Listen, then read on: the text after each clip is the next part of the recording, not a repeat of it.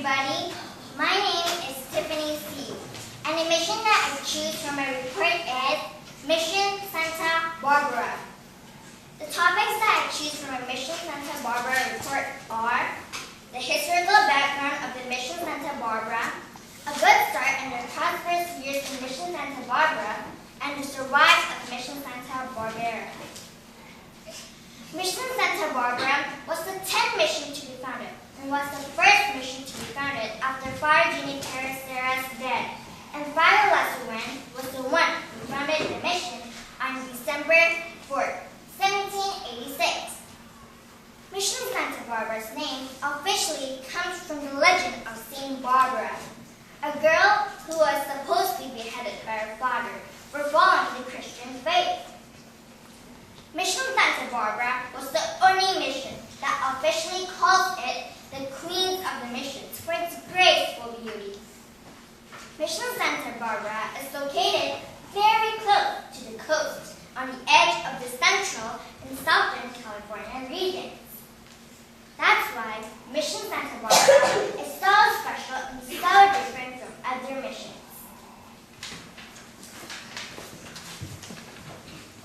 In the 1700s, California was not what it is now.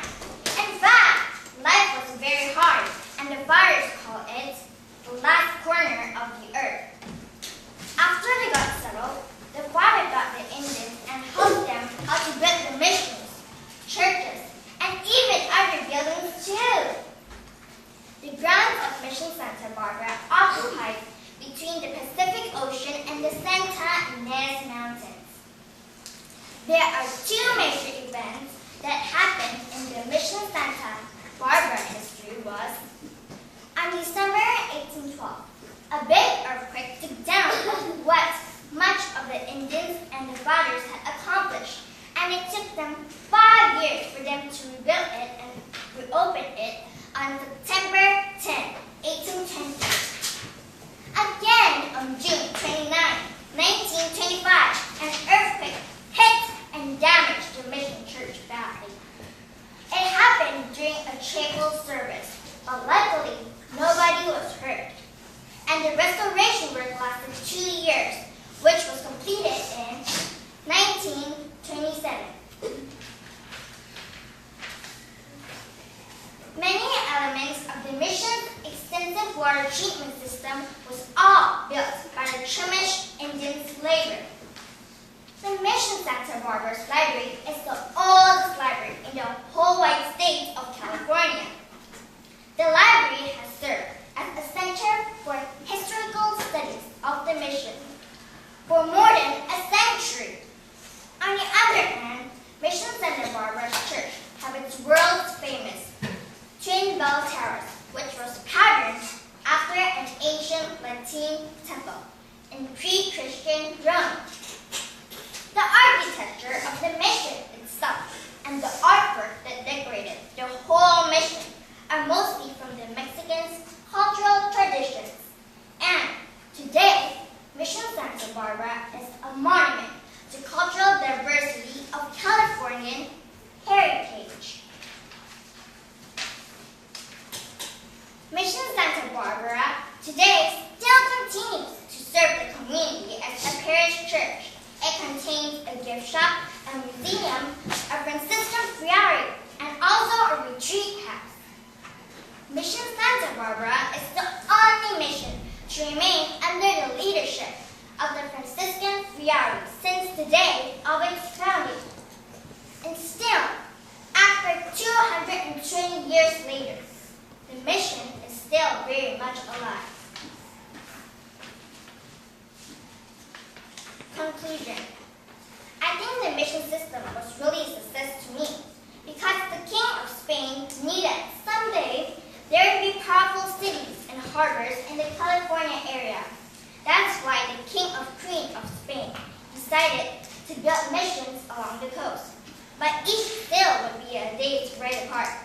At that time, the land was money, land was gold, and the Spanish could not afford to lose this rich land. And I think that it is a brilliant idea to me, not to count on how it will be much more easier for them to sell and to trade goods. But also, it would be still much more easier for them to get the information and supply the ships which came from the ports. There were a good news and a bad news for the mission, for the Indians on the missions. The missions were not good for the Indians because they had to work really hard from day and night.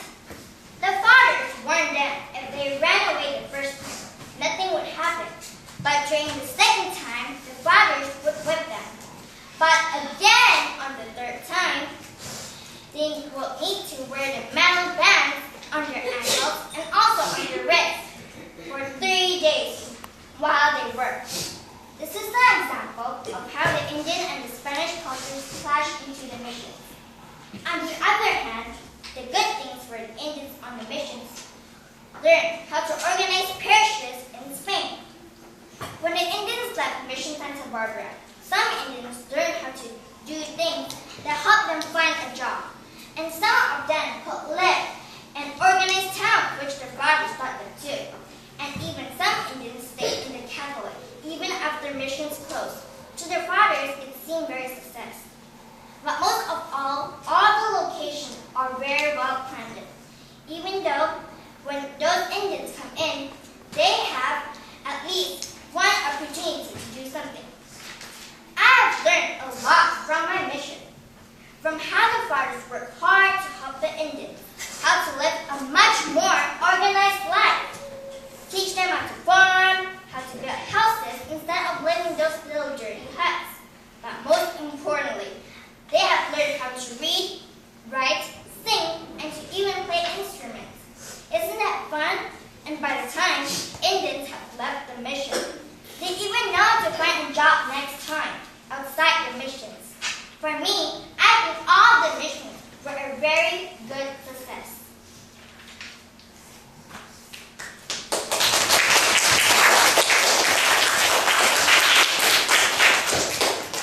This is my mission.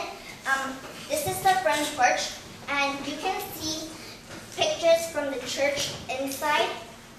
And then this is the cross. This is the sign for my mission, Santa Barbara. And then this area over here is a place where the servants and the slaves take care of those animals. And this is the chapel service. And then this is the cemetery garden. And I made my mission out of foam board.